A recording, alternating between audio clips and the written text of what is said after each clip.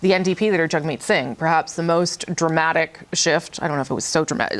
A shift. Let's just call it a shift from the other day saying that the Prime Minister needed to resign on Monday to now saying this in a letter, quote, "The Liberals don't deserve another chance. That's why the NDP will vote to bring this government down and give Canadians a chance to vote for a government who will work for them.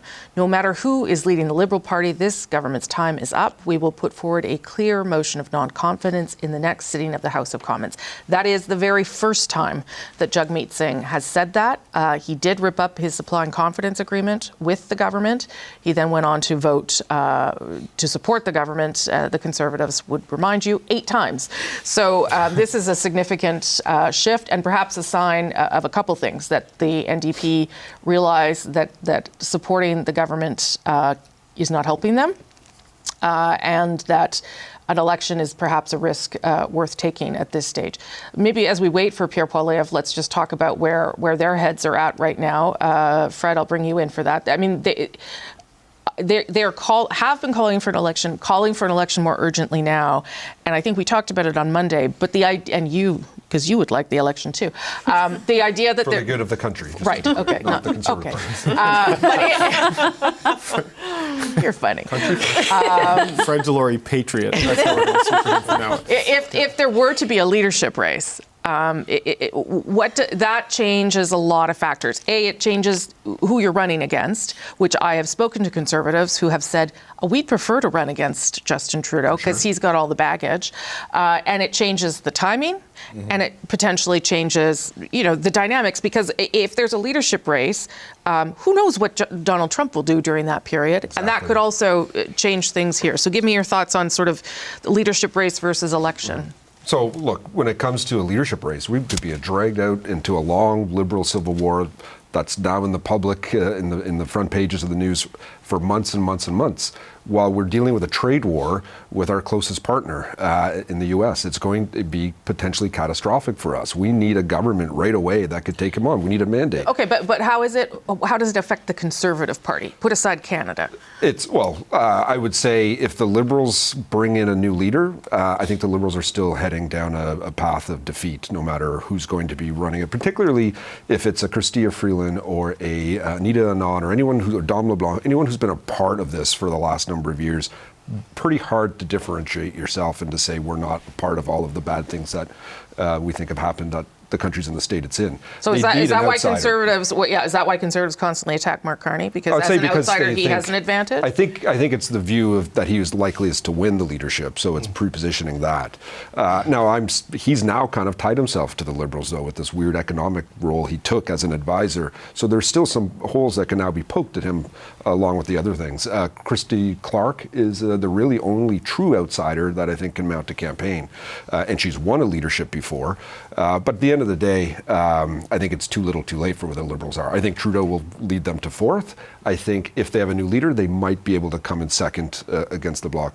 And sadly, the NDP, I don't know where they But you give that example, but the 3 leaders that the Conservatives chose were all part of the Harper government. Scheer, O'Toole, Poilievre. So the advice that you're giving the Liberal Party is not the advice that your party followed. Harper's Conservatives were not that unpopular in 2019 or 21. Going to the next election, Trudeau's Liberals are at the bottom of the barrel. It's a very different scenario. I don't know. I think depending on, this is not Canadians who are going to be choosing the next leader, whenever that is. And you're going to have somebody who has some base in the Liberal Party, some support in the Liberal Party. You're going to have somebody familiar. And I'm not sure bringing in an outsider right now is... I'm happy if you pick a Dom LeBlanc or Chrystia Freeland. Please do. We are relieved. Fred is happy. Yeah. Of your leadership versus election, I think timing-wise, you're kind of the same. If you drop it even in January, you still need a 4 to 6 week campaign writ period. You need to get sworn in. People need clearances. Leadership, I bet you they'll go to a very as short as possible leadership race. I wouldn't be surprised if maybe only 2 or 3 really come out trying to run. And then you're still back to the same timing thing. So I think either way, they both are hard for the country, but timing-wise, about the same. But that brings me back to the point Anita Anand made and that I made. If both are bad for the country in terms of timing and who we're facing, right? Maybe he wakes up in January and says, I'll get us through this mess. Right.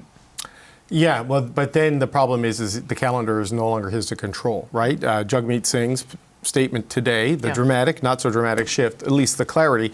Another thing you'd want to hear from the Prime Minister on, the fact that he has now been told by all the other parties in the House of Commons, he does not have the confidence of the House of Commons. The minute he comes back, they will all work together. Not together, but yeah, I'm curious what the NDP actually mean by that. In the letter, I think Jagmeet spells out that they will move a motion of non-confidence.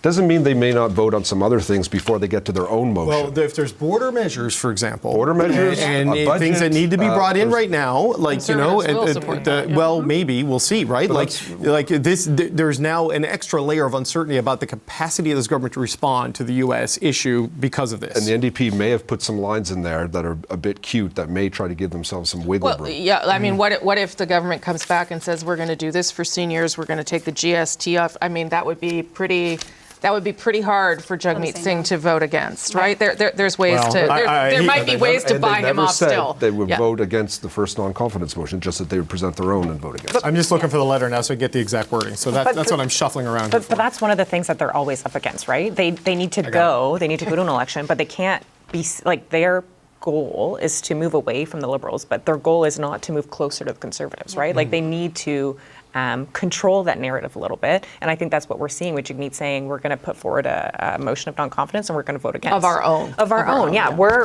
going to. We won't accept the conservative one that uses our own words. We're the ones who are going to we're going to take control of this. Right, we're the ones who are going to. So the language in the letter, sorry, just to be clear, is the Liberals don't deserve another chance. That's why the NDP will vote to bring this government down and give Canadians a chance to vote for a government who will work for them. No matter who is leading the Liberal Party, this government's time is up. Mm-hmm. We will put forward a clear motion of non-confidence in the next sitting of the House of Commons. Now, there's no wiggle room in that because time is up. Doesn't mean unless you do this, unless you do that. Except they say we will put forward a motion. There could be months and months of the House sitting before we get to that motion. With there's a little that's wiggle. That's not NDP timeline, right? That's the government is going to come back and there's government. No, but they're not saying we're going to vote down at the first opportunity. No, they're not. They've put in lines to say give themselves so-called space to continue to support. It's going to be hard to wiggle out of this one. So you're saying I think that's right. I think that's right. I think that the government is going to take a look at the calendar and they're going to decide what votes are supply votes, what votes are the ones that actually mean non-confidence in the government. And I agree with you, David. I think that the NDP is not going to have a choice. They're going to have to say no. We can interpret it a lot of different ways. It's a new position that he's taken today, and we can interpret whether he's left himself a little room or not.